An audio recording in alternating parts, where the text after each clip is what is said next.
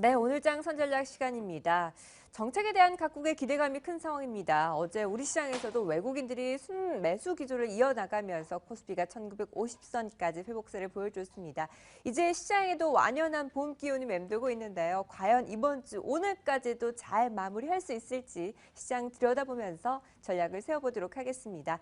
메리츠 동금증권 광화문 금융센터의 김지훈 과장과 함께합니다. 안녕하십니까?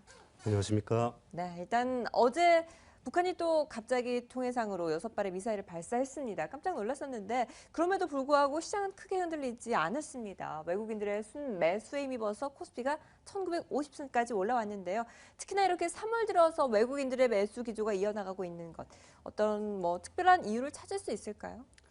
네, 그렇습니다. 최근 들어서 외국인의 매수세가 굉장히 강하게 살아나고 있는 모습입니다. 특히 어제 같은 경우는 북한에서 이제 지난 3월 3일 날 유엔 안전보장이사회에서 대북 제재 결의가 채택이 됐습니다만 이 채택 이후 10시간 만에 북한에서 동해상으로 미사일을 발사를 했습니다. 지금 제재 국면 이후에 조금 더 도발의 강도를 높여나가는 좀 단계적인 이런 단계별 전략을 구사할 것으로 시장에서는 전망이 되고 있는데요.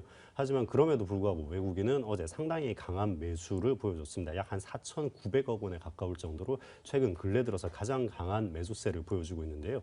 최근 이렇게 외국인들 같은 경우 이미 이 한국 시장에 투자한 지가 이제 거의 한 20년이 거의 다 되어 갑니다. 이제 그러면서 이런 북한의 국지적인 또 간헐적인 도발에 대해서 상당히 좀 면역이 많이 생긴 상태라고 볼 수 있을 것이고요. 그리고 최근 들어서 외국인이 이렇게 강한 매수세를 보이고 있는 가장 큰 이유는 바로 한국 내에서 이 국내 내에서 찾을 수 있는 이런 요인들이 아닌 국제 글로벌 그 증시에 관련된 요인들이기 때문에 이 한국 증시와 관련돼서 뭐 북한이 미사일을 쏜다든지 뭐 한국의 수출이 뭐 빠진다든지 이러한 이유랑은 거의 별개로 이 글로벌 증시 움직임에 크게 연계해서 외국인의 매수세가 상당히 강하게 들어오고 있는 모습입니다. 최근 들어서 얼마나 매수가 들어왔는지 한번 살펴보신다면 한 5, 6거래일 동안 지금 계속해서 연속해서 매수가 들어오고 있는데요. 전전일에 외국인 매수가 약 3,700억 정도로 상당히 크게 들어왔습니다. 그리고 어제 4,900억을 넘어갈 정도로 상당히 또 더 큰 매수가 들어와 있고요. 아무래도 최근 들어서 이렇게 강한 매수가 들어오고 있는 가장 큰 이유 중에 하나가 바로 얼마 전에 끝난 G20 이 회담이 끝난 것을 이유로 들 수 있겠는데요. 이 G20 회담에서 뭐 눈에 보일 정도로 뭐 확실한 구체적인 뭐 어떤 방안이 나온 것은 아니지만 지금 현재 글로벌 경기에 대한 우려를 다 같이 각국들이 이렇게 공통적으로 가지고 있다라는 이런 원론적인 합의 정도만 한 것으로도 지금 글로벌 투자자들에게 있어서는 상당히 어느 정도 좀 안도감을 주고 있는 것 같습니다. 얼마 전에 일본 중앙은행이 마이너스 금리를 정책을 채택을 하면서 엔화 약세를 유도를 했었는데요. 하지만 시장에서 정반대로 엔화 강세 현상이 나타나면서 투자자들이 보기에는 이제 각국 단위로 이 대응을 해서는 좀 정책에 먹혀들지 않는다라는 이러한 우려감이 상당히 많았거든요. 하지만 이번 G20 회담을 통해서 각국들이 이러한 지금 글로벌 경기 위기에 대해서 좀 공통적인 이제 경계의 심리를 가지고 있다는 것을 확인을 했기 때문에 앞으로 나올 정책들에 대해서는 각국 단위의 정책보다는 어느 정도 공조를 좀 고려한 이러한 정책이 나오지 않을까라는 이러한 기대감이 지금 이번 증시 상승의 큰 이유라고 볼 수 있을 것이고요. 또 한 가지 역시 국제 유가의 안정세를 들 수 있겠습니다. 최근 들어서 변동성이 좀 많이 줄어들면서 큰 하락이 나오지 않고 있는 모습. 이러한 이 두 가지 이유 때문에 외국인의 큰 매수세가 살아나고 있지 않나 생각이 들고 있습니다. 네, 그렇다면 말씀하신 것처럼 대내외적으로 우호적인 환경이 만들어지고 있다면 외국인들의 매수 기조가 당분간 더 이어질 수 있을 거라고 생각이 드는데요. 언제까지 이어질 수 있을까요? 네, 사실 지금 외국인이 이러한 강한 매수세가 들어온 점이 국내 요인이 아닌 전부 글로벌 증시 요인이기 때문에 언제까지 이어질 수 있느냐를 예측하는 것이 상당히 지금 어려운 위치가 되겠습니다. 최근 들어서 원화 약세가 상당히 좀 많이 1,200을 넘어갈 정도로 원화 약세가 많이 나타나면서 외국인의 매수세가 들어오고 있긴 하지만 지금 1,100원대부터 200원까지 쭉 상승하는 동안에는 그렇게 외국인의 매수가 원달러 환율과는 크게 상관없는 이런 모습을 보여줬거든요. 그렇기 때문에 특히 이번 북한의 미사일 도발이라든지 또 국내 수출 수출 지수 감소라든지 이러한 것들과 전혀 상관없이 지금 외국인의 매수가 들어오고 있는 것들을 본다면 글로벌 증시에서 우려하고 있는 각국의 통화 정책이라든지 그리고 미국 연방 정부의 금리 인상이라든지 이러한 이슈들에 의해서 외국인의 매수가 결정될 바이기 때문에 아마 지금 언제까지 매수가 이어질 것이냐를 예측하는 것은 사실 상당히 좀 어려운 상황이라고 할 수 있겠습니다. 하지만 안심할 정도로 여기에서 추후 몇 달 동안 매수가 이어지지 않겠느냐라고 생각을 하기는 좀 힘들 것이고요. 적어도 네. 한 2, 3주 정도는 아무래도 매수는 이어질 수 있지 않겠느냐 기대를 하고 있습니다. 네, 일단 완전히 포지션 전환, 추세 전환이 이루어진 것은 아니기 때문에 좀 더 신중하게 지켜봐야겠습니다. 어쨌든 어제도 살짝 언급을 했습니다만 최근 들어서 경기 민감주들에 대한 반응이 좋습니다. 그동안 너무나 낙폭이 과대했던 측면도 있습니다만 상대적으로 방어주들, 전기가스라든지 통신업종은 하락세를 보여준 반면에 조선과 철강 그리고 건설주들까지 일제히 오름세를 보여주고 있는데요. 너무 넓다 보니까 범위를 좀 좁혀볼 필요도 있을 것 같습니다. 그 안에서도 어떤 업종, 특히나 어떤 종목들 중심으로 투자자들은 포커스를 맞춰야 될까요?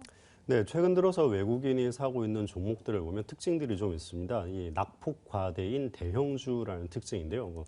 보통 철강, 조선, 화학, 건설 이런 섹터들이 되겠습니다. 이런 섹터들이 왜 이렇게 반등을 하고 있는가는 각각의 이유를 따로 가지고 있는데 이유를 한번 살펴보신다면 일단 철강 같은 경우는 중국에서 시작된 공급 과잉이 어느 정도 일부 좀 해소될 것이다라는 전망이 들고 있다는 점, 이 점이 가장 큰 이유인데요. 중국 정부에서 이제 철강의 공급 과잉을 좀 해소하겠다라는 이러한 언지를 하면서 지금 철강주들이 다 같이 반등을 하고 있습니다. 하지만 주의하셔야 될 점은 이러한 공급 과잉 해소가 완전 해소가 분명 아니라는 점이거든요. 일부 해소이기 때문에 이 반등이 어디까지 이어질지에 대해서 너무 낙관하시는 것보다는 언제 반등이 끝날지에 대해서 오히려 초점을 맞추는 것이 좀 더 좋아 보이고요.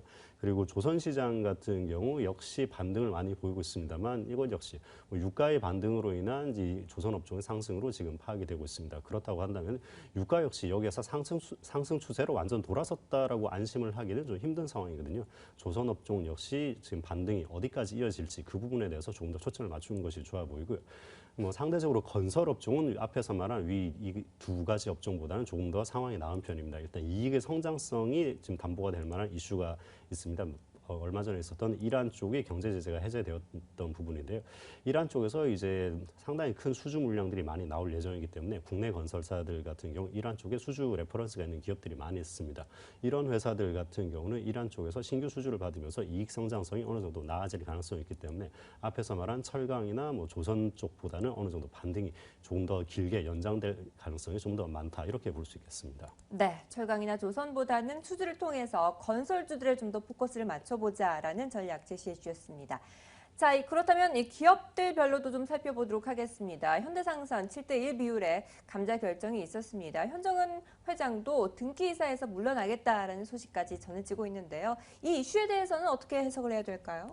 네, 현대상선이 그 7대1로 감자를 하겠다는 결정을 했습니다. 이제 지금 액면가 5,000원짜리 보통주와 우선주 7주를 이제 액면가 5,000원의 보통주와 우선주 한 주로 이렇게 병합을 하겠다는 이러한 감자 결정 공시를 냈는데요. 지금 시장에서는 어느 정도 이미 충분히 예견을 하고 있던 상황입니다. 이 현대상선 같은 경우 이미 자본 잠식이 어느 정도 진행돼 있던 상태이기 때문에 자본 잠식이 50% 이상 진행된 상태에서 2년이 넘어가게 되면 그때부터는 상장 폐지 요건에 들어가게 됩니다. 그렇기 때문에 현대상선 같은 경우 이 상장 폐지 요건에 들어가지 않기 위해서 미리 선제적으로 이러한 감자를 진행하는 것이 될 것이고요. 감자 같은 경우는 보통 일반적으로 기업에 상당히 악재로 알려져 있습니다만, 하지만 어떤 상황에서 감자가 발생하느냐에 따라서 이제 악재로 인식될 수도 있고 또 오히려 어떤 때에는 호재로 인식이 될 수도 있거든요. 지금 현대상선 같은 경우는 이미 재무구조가 상당히 안 좋았다는 점이 알려져 있던 바에서 이 재무구조를 개선하기 위한 노력이 이루어지고 있고, 이러한 재무구조 개선의 일환으로 지금 감자를 추진하겠다는 것이기 때문에 지금 이것을 악재로 받아들이기보다는 재무구조 개선 과정이라고 볼 수 있기 때문에 큰 호재까지는 아닙니다만 어느 정도 작은 호재 정도로는 볼 수 있을 것으로 보이고 있습니다. 네, 현대상선 이로 인해서 일단은 숨통이 좀 트일 것으로 바라보고 있습니다. 자, 그리고 호텔신라 같은 경우에는 이부진 사장의 의지가 참 대단합니다. 사전오기라고 할 수 있을 텐데 전통 한옥 호텔 짓기에 대한 계획, 승인을 드디어 받았습니다. 그동안 호텔신라 주가가 썩 좋지 않았기 때문에 상승할 수 있는 재료로 작용할 수 있을지 궁금하네요. 그동안의 하락분을 좀 만회할 수 있을까요? 네, 그렇습니다. 호텔신라가 장충동 쪽에 지금 한국에서는 첫 번째로 도시명 한옥 호텔을 건립할 것이 이제 승인이 됐는데요. 지금 호텔신라 같은 경우 작년도 최고점 14만 원에 비해서 지금 주가가 거의 50% 정도 반토막이 나 있는 상황입니다. 아무래도 신성장 동력을 제대로 찾지 못했다는 점이 그 점이 가장 큰 하락 이유일 텐데요. 이번 도시명 한옥 호텔 때문에 이제 면세점 규모도 좀 더 넓어질 것으로 기대를 하고 있고요. 그리고 이익의 어떤 새로운 신규 수익원을 창출했다는 점에 있어서 주가는 좀 상당히 좀 한동안 반등 국면에 접어들 것으로 지금 보이고 있습니다. 이번 한옥 호텔 같은 경우 신라 면세점이 이제 이전을 만약에 한다면은 면적이 기존 매장 면적에 대비해서 한 40% 정도 커질 것으로 보이는데요. 그렇다고 한다면은 이 중국 관광객들이 아무래도 면세점 수요에 있어서 좀 신라 호텔 쪽으로 이 호텔 신라 쪽으로 면세점 수요가 좀 더 증가하지 않을까 그런 기대도 들고 있고요. 그리고 장충동 인근 쪽에 낡은 건물들을 매입을 해서 또 재정비도 할 예정이라고 하기 때문에 이 도시 전체에 있어서 좀 중국 관광객들이 장충동 쪽으로 조금 더 관광객이 좀 더 많아지지 않을까 이러한 전망들도 들고 있습니다. 그렇기 때문에 지금 호텔 신라 같은 경우 당분간 좀 투자 매력이 상승했다라고 볼 수 있을 것이고 지금 이 반등에 어느 정도 지금 추격 매수까지는 곤란하겠습니다만 어느 정도 살짝 조정을 받았을 때 같이 한번 매수를 해볼 수 있는 것도 저는 좋아 보입니다. 네, 이 재료가 이미 시장에 어느 정도 반영이 됐습니다만 다시금 조정이 온다면 한 번 더 매수를 노려볼 수 있다라고 전략까지 제시를 해주셨습니다. 네, 그리고 제약 바이오주들도 좀 살펴보도록 하겠습니다. 2월의 흐름이 썩 좋지 않았습니다. 시가총액이 9.8%나 하락을 했었는데 3월 들어서 다시금 제자리를 찾아가고 있는 분위기인데요.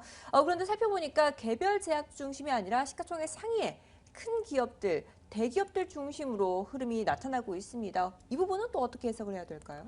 네, 그렇습니다. 바이오 제약주가 다시 한번 반등을 보이고 있는데요. 이 바이오 제약주 같은 경우 향후 앞으로 4, 5년간 상승 추세를 탈 것이라는 점은 좀 거의 확실하다고 저는 말씀을 드릴 수 있겠습니다. 인구 고령화는 지금 거스를 수 없는 대세이기 때문에 바이오 제약은 분명 장기 상승 추세에 지금 들어가 있습니다. 하지만 장기 상승 추세라고 하더라도 적어도 몇 개월 정도는 조정이 이제 나왔다가 다시 상승으로 들어가는 이러한 모습들이 계속해서 반복해서 나올 것인데요. 이번 2월 달 역시 그러한 조정이 한 모습으로 좀 보시는 것이 나을 것 같습니다. 그리고 3월 달에 이 제약주가 다시 상승을 하면서 특징적으로 보이는 것이 기존의 지수 상승을 많이 코스닥에서 많이 지수 상승을 이끌었던 바이오 벤처보다는 좀 매출 규모가 큰 이 대형 상위 제약사 위주로 지금 반등이 나오고 있는데요. 아무래도 작년도 15년도 중반에 한미 약품의 8조대의 글로벌 라이센스 아웃이 가장 좀 시장 이슈가 되다 보니까 바이오 벤처들이 가지고 있는 신약 파이프라인 쪽으로 그 당시에는 투자자들의 관심이 많이 집중이 됐습니다. 하지만 조정기를 겪으면서 실적이 나오지 않는 바이오 벤처들의 아주 깊은 조정을 겪으면서 투자자들의 관심은 이러한 신약 파이프라인만 가지고 있는 기업보다는 안정적인 실적을 가지고 있으면서 동시에 신약 파이프라인도 함께 가지고 있는 이러한 대형 상위 제약사, 뭐 유한양행이라든지 동아ST, 뭐 녹십자, 뭐 한미약품 이런 쪽으로 다시 한번 투자자들의 관심이 쏠리고 있는 것으로 지금 보여지고 있습니다. 네, 제약 바이오주들은 그 기조를 그대로 이어가시면 될 것 같습니다. 자, 그렇다면 한 주 마무리하는 전략과 함께 관심 종목도 짧게 제시해 주시죠. 네, 지금 시장에 대응하는 전략은 계속해서 말씀드리고 있지만 지금 장기 투자를 하기에는 좀 곤란한 국면입니다. 어느 정도 이익이 났을 때는 차익 실현을 하는 전략을 저는 추천을 해드리고요.